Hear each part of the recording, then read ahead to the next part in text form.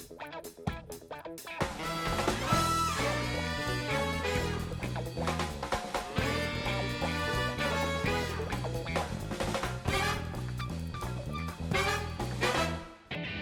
semuanya, selamat datang kembali di Story Movie.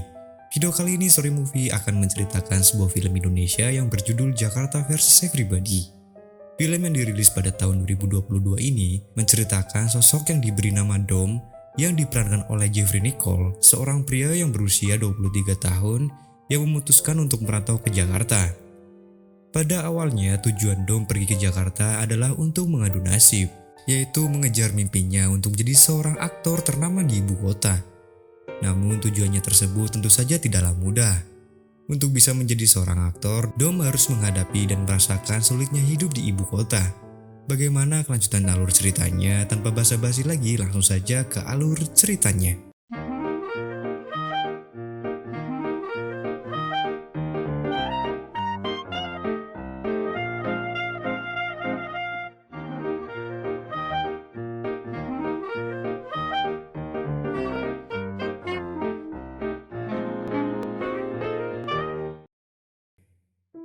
Film dimulai saat seorang aktor tambahan bernama Dom yang diperlakukan tidak adil oleh para kru, yang dimana ia saat itu dihajar betulan oleh pemain yang lain.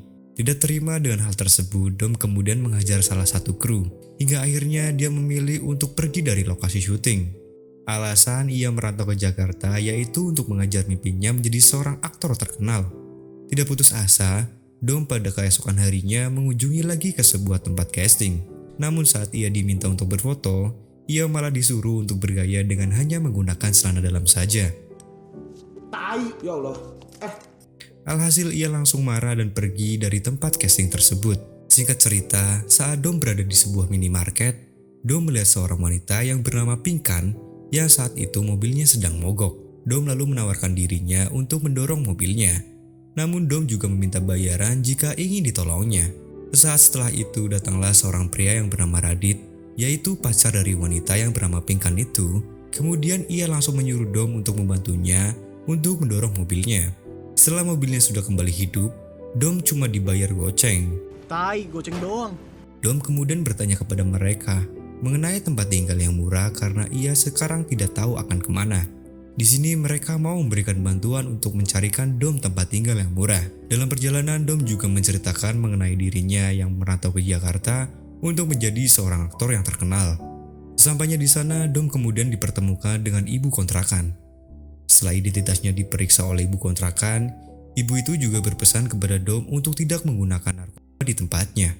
Setelah masuk ke kamar, Dom tidak sengaja mendengar percakapan Radit dengan seseorang, dan di sini Dom tahu bahwa Radit adalah seorang pengedar narkoba. Setelah itu, Dom yang bergairah muda dan haus akan sentuhan wanita, ia pun VCS dengan seorang wanita yang kemudian Dom melakukan.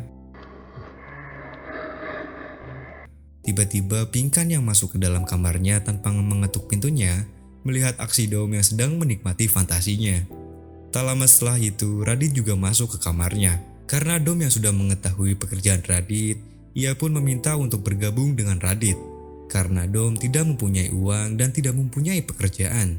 Setelah tas dan pakaiannya diperiksa, kemudian Dom diterima untuk bergabung bersama Radit, mengingat anak buahnya yang sudah tertangkap oleh polisi. Singkat cerita, Dom kemudian diajarkan menimbang narkoba dan cara mengemasnya di dalam bungkus permen. Jika benar Dom memang seorang aktor, ia diminta untuk memanfaatkan keahliannya saat menjadi kurir agar tidak dicurigai. Saat itu, Dom juga diberikan sebuah HP dan diminta untuk membuang nomornya setelah barangnya diantarkan kepada pelanggan. Sebelum mengantar paket, Dom diajak terlebih dahulu ke sebuah barbershop milik Radit yang diberikan oleh Pinkan.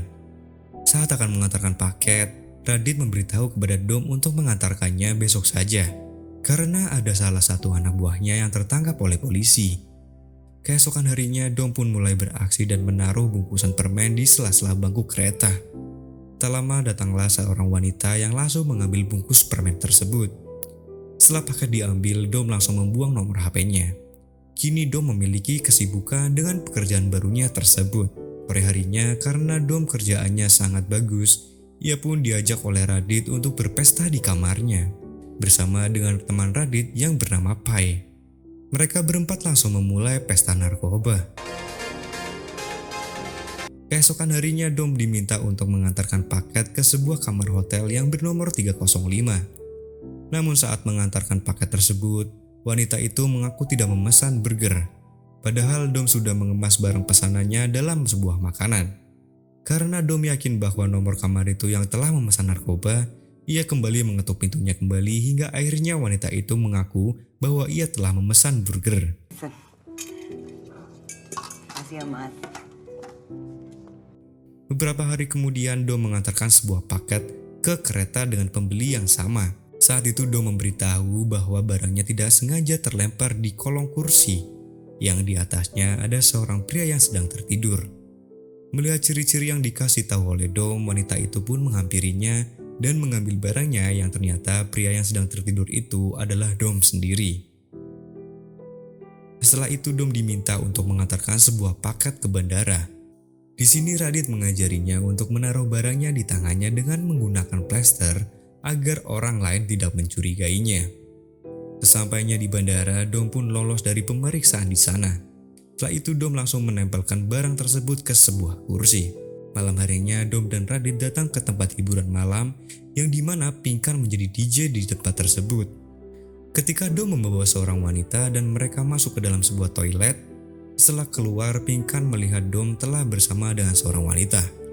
Ia pun menasihatinya untuk tidak menggunakan perasaan. Dalam perjalanan pulang, Radit menuduh kalau Pinkan telah menyukai Dom. Ia menuduh seperti itu lantaran Radit mendengar pembicaraan mereka sewaktu di toilet. Karena Radit telah terbakar cemburinya, ia pun menyuruh Pinkan dan Dom untuk turun di tengah jalan. Kemudian Radit menyuruh Pinkan pacarnya itu untuk mencium Dom saat itu juga di hadapannya. Dom di sini hanya bisa terdiam karena ia sendiri juga tidak tahu harus berbuat apa. Sakit lo ya? Keesokan harinya Dom menyamar sebagai pengantar pizza untuk mengantarkan sebuah barang kepada salah satu pembeli. Saat mengetuk pintu dan yang keluar adalah seorang anak kecil, Dom kemudian bertanya kepada anak kecil itu di mana ibunya. Kemudian anak kecil itu menjawab bahwa ibunya sedang tidak berada di rumah. Saat Dom masuk ke dalam, ia terkejut karena di dalam ada seorang anak bayi. Ibunya yang bekerja sampai malam meninggalkan kedua anaknya. Di sini Dom sangat merasa kasihan dengan mereka. Sebelum pergi, Dom memasukkan barangnya ke sebuah wadah yang ada di meja. Suatu ketika Dom disuruh kembali untuk mengantarkan sebuah barang. Sebelum barang diambil, Dom berpura-pura menjadi pegawai pabrik es batu. Karena barangnya belum juga diambil, Dom mulai curiga dan kemudian ia menelpon Radit untuk memberitahukannya. Dan Radit pun menyuruh agar cepat pergi. Baru saja mau pergi, ia malah tertangkap oleh polisi. Namun entah apa yang dilakukan oleh Radit, Dom pun bisa keluar dari kantor polisi. Saat sedang berada di kamarnya, Dom menuliskan mimpi-mimpinya di tembok kamarnya. Mulai dari banyak uang, pacaran dengan Chelsea, bertemu Chico Jericho, tetap Jokowi, dan merubah hidupnya lebih baik. Mimpi-mimpi itulah yang sebenarnya ia sangat inginkan. Namun malah ia sekarang terjebak dalam dunia hitam ibu kota. Singkat cerita, Dom kembali lagi mengantar paket kepada wanita yang sama di dalam sebuah kereta. Saat akan turun, Dom memberanikan diri untuk berbicara kepada wanita tersebut. Yang diketahui wanita tersebut bernama Kansa. Kansa pun memperkenalkan dirinya. Ia bekerja di sebuah rumah sakit menjadi perias mayat. Singkat cerita, saat mereka sudah mulai dekat, Kansa mengajak Dom untuk melihat pekerjaan yang dilakukannya. Setelah itu Dom juga diajak untuk mampir ke kosannya. Di sana mereka bercerita tentang kehidupannya masing-masing. Saat itu Dom berpikir keras mengenai pembicaraan Kansa yang berkata bahwa penyesalan itu bisa membunuh seseorang. Hari demi hari hubungan mereka terlihat semakin dekat. Dan saking dekatnya mereka pun akhirnya. Saat pulang, Dom bertemu dengan ibu kos yang sedang menonton film. Saat itu juga Radit hampir saja pacarnya karena telah menuduh pacarnya telah tidur dengan pria lain. Namun setelah itu Radit merasa bersalah karena ia merasa bahwa selama ini hidupnya telah banyak dibantu olehnya. Suatu hari saat Dom akan mengantarkan sebuah paket, akhirnya Dom berhasil bertemu dengan idolanya. yaitu Chico Jericho. Dom pun tak luput untuk meminta foto bersamanya. Setelah itu Dom meminta tolong kepada Chico Jericho untuk memberikan ucapan selamat ulang tahun kepada temannya yang hari ini sedang berulang tahun. Dengan santainya Dom kemudian menaruh barangnya yang kemudian diambil oleh pembeli setelah ia pergi. Keesokan harinya Dom kembali lagi mengantarkan sebuah paket kepada seorang wanita yang bekerja di kantoran. Setelah barang itu diterimanya, si wanita itu menawarkan sebuah pekerjaan kepada Dom. Dan wanita itu juga meminta Dom untuk tidak mengganti nomor HP-nya.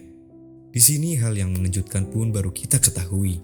Ternyata selama ini, si Radit diam-diam suka berhubungan dengan ibu kontrakan. Malam harinya, Dom yang akan kembali lagi mengantar paket, ia pun merubah penampilannya menjadi seorang waria. Kemudian Dom menghubungi pembelinya untuk mengambil barang yang akan diambilnya. Sesaat setelah itu, datanglah seorang waria yang langsung mengambil barang tersebut. Setelah pulang, Dom seketika menangis karena ia merasa sangat lelah dengan hidupnya yang sekarang. Pagi harinya, ia pun meminta izin kepada Radit untuk kembali mengikuti casting, akan tetapi Radit malah mendorongnya yang mana hampir saja akan terjadi perkelahian. Setelah itu, Dom mencoba untuk meminta maaf. Setelah masalah selesai, Radit meminta tolong kepada Dom untuk menjemput Pinkan nanti malam karena ia harus mengambil barang. Singkat cerita, setelah Dom menjemput Pinkan, Dom mengajak Pinkan untuk pergi ke Ancol. Di sana, Pinkan terlihat sangat nyaman dengannya, dan setelah masuk ke dalam mobil, mereka pun akhirnya pulangnya mereka. Dom yang baru saja selesai mandi seketika dibuat panik karena mendengar tangisan Pinkan. Alasannya menangis karena Radit menghilang dan diketahui Radit ini telah tertangkap oleh polisi. Dom kemudian pergi dan mencari tahu penyebab Radit tertangkap. Dan ternyata yang menjadi cepu selama ini adalah Pai, teman baik Radit. Om Pai! Di sisi lain terungkap bahwa ibu kontrakan merupakan pecandu berat narkoba. Sementara itu kemudian Dom pergi dari tempat itu dan mencoba untuk menggapai mimpinya kembali menjadi seorang aktor terkenal. Sebelum pergi, Dom juga sempat mengunjungi Pinkan untuk mengucapkan salam perpisahan. Film pun selesai. Nah, itulah alur cerita film Jakarta versus Everybody. Bagaimana menurut kalian mengenai film ini? Bagi yang mau menonton filmnya secara utuh, bisa langsung kunjungi website di bioskop online ya guys. Sampai bertemu lagi di video selanjutnya. Bye-bye.